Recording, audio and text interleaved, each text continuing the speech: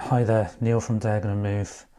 On the table is Night of Man, a two-player science fiction tactical wargame from Mark Walker and published by Flying Pig Games.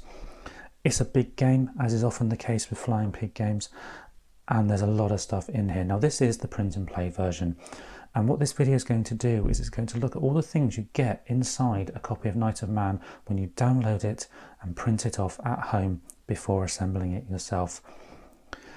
We have a rulebook, a player aid card, a bunch of counters, some cards, and then 4 different maps that will act as the terrain on which you play the game. I'll go through each of these piles in turn in just a moment, but before I do that, please, if you do like the channel, find this video helpful in any way, click like, comment and subscribe if you haven't already. All those little things do help support the channel. But now let's go and have a look at what we get inside this game. Night of Man is a card-driven game, and therefore it makes sense to start this overview of the components with a look at the cards, because they're going to be so integral to what you do in your game. So beginning with that print and play point of view, the cards themselves, there are 6 sheets, each with 9 cards on. The margin is quite thin, and I just wonder whether that's a result of my printer settings rather than anything else, because this game I believe arrived in the US letter format rather than A4, and we'll see wider margins on other sheets. In terms of the quantity of ink you're going to use, it is quite a ink heavy game, and I don't believe there are any printer friendly versions of any of these components as we go through. The components themselves, in terms of the information on them and more the gameplay side of things, I haven't read the rules in any detail, but just to give a sense of what I see here, it does look like these cards have options for actions, and some certain symbols down the side will give you an indication of when you can or can't play these cards. There's also information around what I assume is combat modifiers, plus some cards that say things like reaction, and there are some that say support, which I would assume are used to boost other cards or to play out of turn order. The cards themselves do have a variety of different things on them. Obviously some things are repeated across certain cards in terms of actions, the end turn for example being a good example there, with 2 different cards on these 2 sheets with that card. But the information itself is really easy to read. The darkness of the background is contrasted by the white text, making it quite simple to read, at least for me. And the cards themselves do look reasonably straightforward to cut out and so on. There seems to be quite a nice delineation for between the cards when you come to make these yourself. And of course the cards do have backs, and these backs are represented here by this replication of the cover art on the rulebook and the box should you have bought it retail. So that's the cards. There's a fair amount there, as you might expect, and the cards look good, easy to see, look like they're going to be quite easy to put together as well.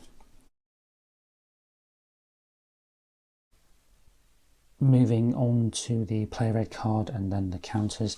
So the player aid card does look like it's double-sided. I've printed it off in single sheets here purely for my own benefit, so that I can keep them separate and not keep having to juggle backward and forward between sides of the card as I play. You could of course just put them together, as I'm sure it would appear in retail if it was a retail copy you had.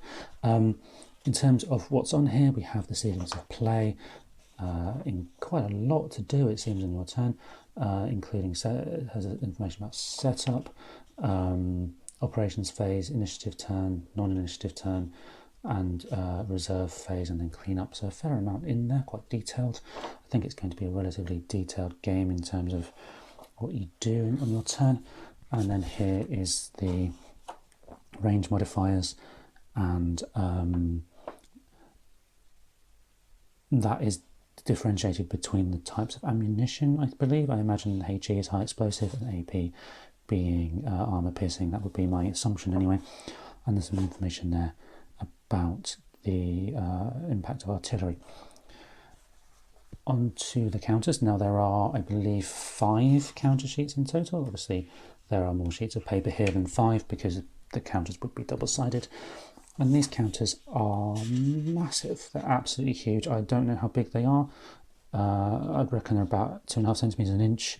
And there's smaller counters as well, presumably representing different add-on elements. And then there are bigger counters for bigger vehicles, I imagine. So we have a number of tanks here, which would be reasonably familiar, I suppose, to those of you who play war games regularly. You have the Abrams tanks, the Bradley tanks, and so on. A number of infantry there, representing infantry squads, and then the more sci-fi element here with this Walker, I think it is. The reverse of that counter sheet would be a number of wrecks for the vehicles, and then just the other side of the other counters, including the infantry. It does appear that the infantry is very similar than to the front as it is on the back. However, I've just noticed that there are some differences in the number values, so you do have steps here as well. Okay, nice big, easy to read counters. If anyone has seen those very faint lines running down, that is a result of my printer rather than the files themselves.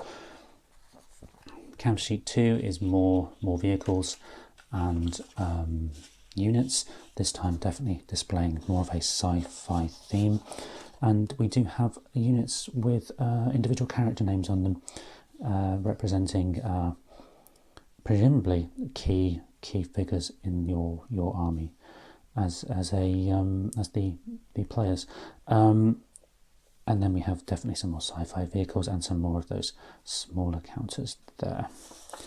On the backs, a similar thing again, stepped unit counters, and then wreck markers for the damaged and destroyed vehicles.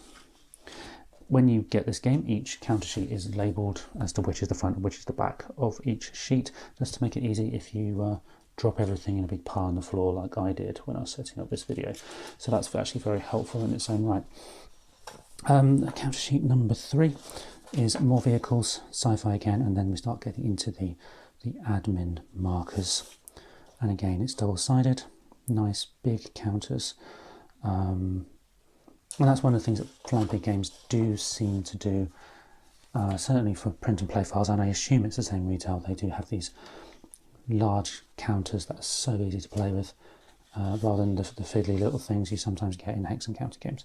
Counter sheet 4 has a rather large alien there called Kedamono, something like that, and then a number of other infantry types or unit types and admin counters, and the reverse this side indicates whether you've moved or fired, as well as certain other markers.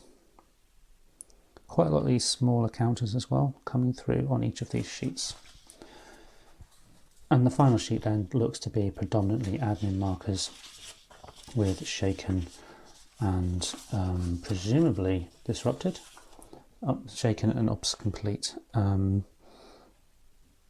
as well as whether you fired or moved and so on, and some smoke markers, and then some kind of health type tokens. There are 4 separate maps inside Night of Man. Each map is essentially a 10 by 8 grid of large squares, slightly bigger than those counters we saw in the section a moment ago on the counters. Each map is a mix of urban and rural terrain. The illustrations are very nice, quite clean and crisp illustrations, with some lovely kind of terrain type background on there as well. From that print to play point of view, you do have these margins, so you need to cut them out, and the individual map table footprint of a single map would be relatively small. However, I do believe you do combine these sometimes to make a bigger and more irregularly shaped map, so we need to bear that in mind when thinking of table space. Finally, we have the rulebook, which is around about 29 sides of paper. I've printed double-sided here, and it is quite ink heavy, as I mentioned previously. In terms of the layout and so on, it seems very clear and easy to read. There's the components page, a brief bit of flavor text, and then some components overviewed just here on the page, with some nice illustrations here of some of the characters you do see throughout those counters I showed you before. And it says here the game recreates humanity's battles against the invading aliens, the killers. Really says everything you need to know right there in that sentence.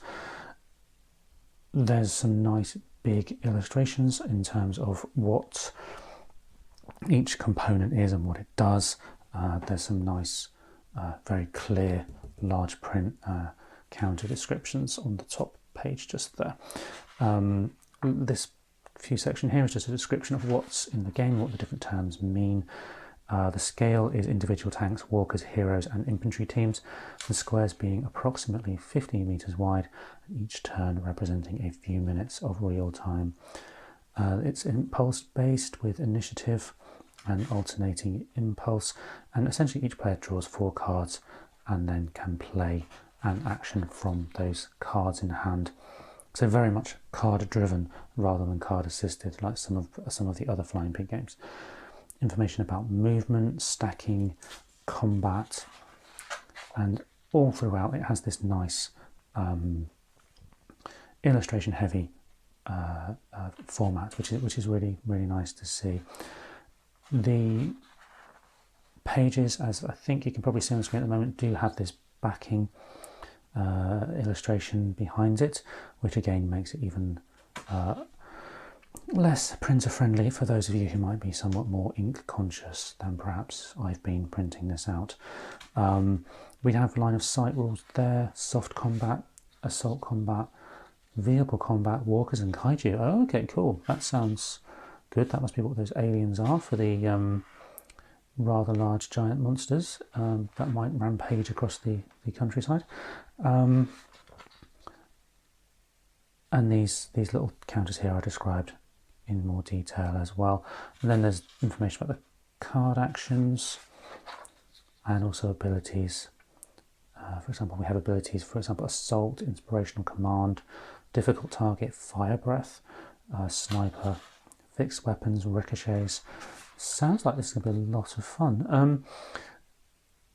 So we also have scenarios. So the scenarios and the rules are combined in the same rulebook. First 20 pages are the rules, the remainder is the scenarios. And we can see we have this small element here of scenario text plus a layout of the map. There are 2 scenarios on here, each with their own slightly special rules, reinforcements and so on, and the maps you can see are single maps in this case. As we move through, we move into scenario 3, the maps do start to become combined into some of these more irregular shapes I mentioned previously. Each format lay is roughly the same. I think we have we're up to scenario 6 just here, which appears to use 3 of those 4 maps. So you will need to think about table space when you put them all together, but it's probably not going to be much more than a typical wargame side map once it's all combined. All 4 are combined there, and in total we have, I believe it is 8 scenarios plus this section here called the skirmish game. And the skirmish game, it says, interested in a quick game or want to try new strategies and units, and the skirmish game is for you, and you have 150 purchase points to buy units with. Oh, okay, so this is erring into the tabletop minis game territory. Okay, awesome. I did not realise that was in here, which is an intriguing additional element. Okay, cool. Finally, we have some designer notes and credits. And at the back we have some notes, presumably for you to write in your army points. Okay, that is the end of what's inside this PnP version of Knight of Man from Flying Pig Games. Looks like it's a lot of fun, a war game that doesn't appear to take itself too seriously. I'll end up here and I will hopefully see you next time.